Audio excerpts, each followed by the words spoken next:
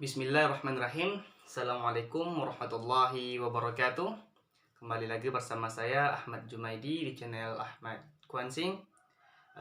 Kali ini kita akan membacakan surah Maryam ayat 1 sampai ayat 5. Adapun pembacaan surah Maryam ini adalah sebagai tugas untuk mengikuti seleksi mahasiswa pendamping PPKK Saintek Universitas Islam Negeri Sunan Kalijaga Yogyakarta. Baiklah, langsung saja kita membacakan surah Maryam tersebut ayat 1 sampai 5, yang mana di akhir nanti juga akan dijelaskan mengenai hukum bacaan yang ada di ayat 1 sampai 5 tersebut. A'udzu billahi minasy syaithanir rajim.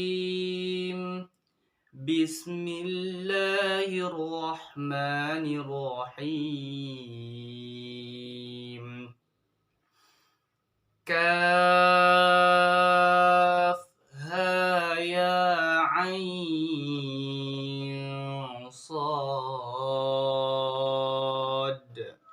Dzikru rahmati rabbika 'abdahu Zakaria إذ نادى ربه نداء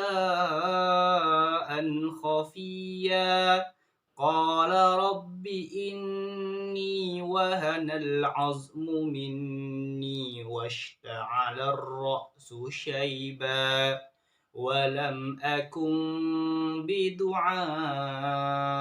رب شقيا وإني خفت الموالي من ورائي وكانت امرأتي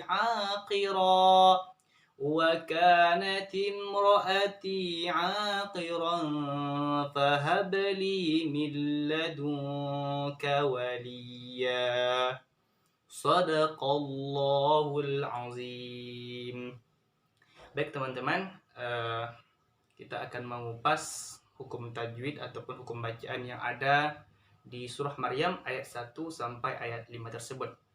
Yaitu di ayat yang pertama ada kaf ha ya ain sad.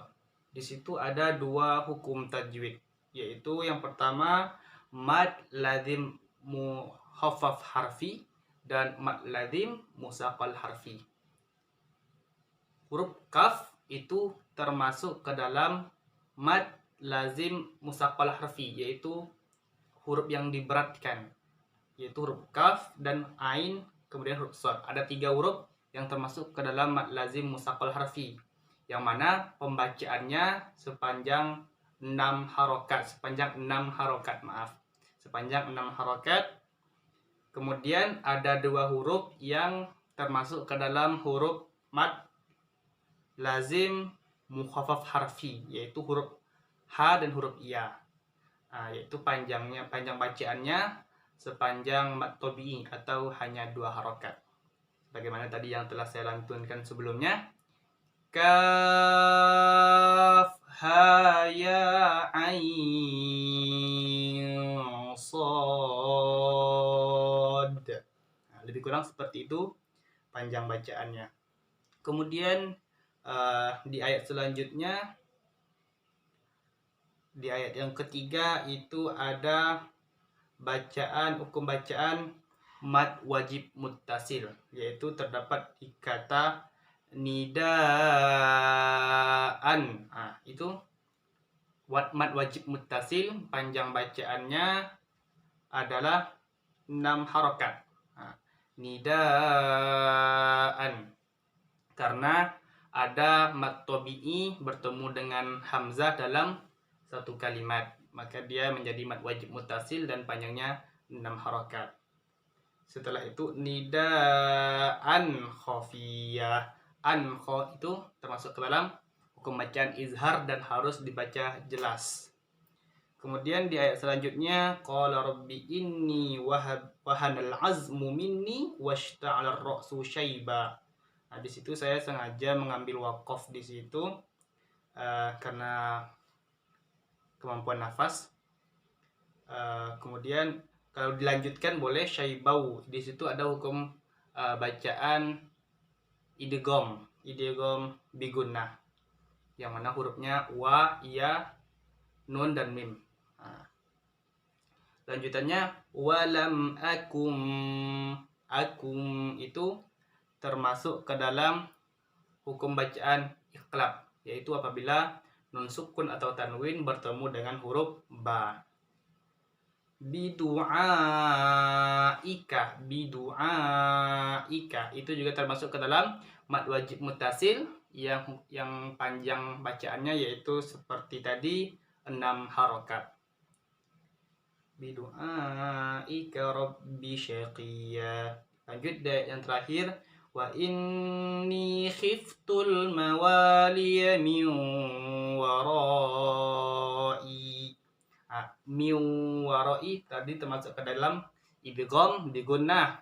Kemudian warai juga termasuk ke dalam mad wajib muttasil karena tabi'in bertemu dengan hamzah dalam satu kalimat. Wa kanat imraati aqira wa kanat imraati aqiran fahabali. Itu aqiran itu masuk dalam hukum bacaan ikhfa, yaitu tanwin bertemu dengan huruf fa, yang mana pengertian dari ikhfa tersebut adalah apabila nun sukun atau tanwin bertemu dengan huruf yang 15 dan salah satunya termasuk huruf fa. Milladun, itu adalah atau bukan hukum bacaan idgham bila gunnah.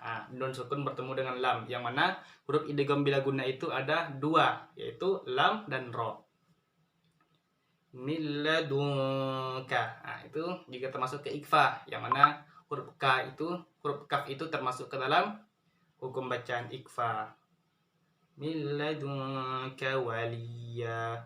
Dan dari ayat 1 sampai ayat keempat itu di setiap ujung ayatnya itu adalah hukum bacaan mad iwad, yaitu fathatain yang dibaca fathah karena berada di tempat wakaf. Sekianlah penjelasan saya mengenai hukum bacaan yang ada di surat Maryam. Lebih dan kurangnya mohon maaf. Jika ada kesalahan, silakan ditulis di kolom komentar. Mari kita sama-sama belajar memperbaiki bacaan Al-Quran. Terima kasih, saya Ahmad Jumaidi. Wassalamualaikum warahmatullahi wabarakatuh.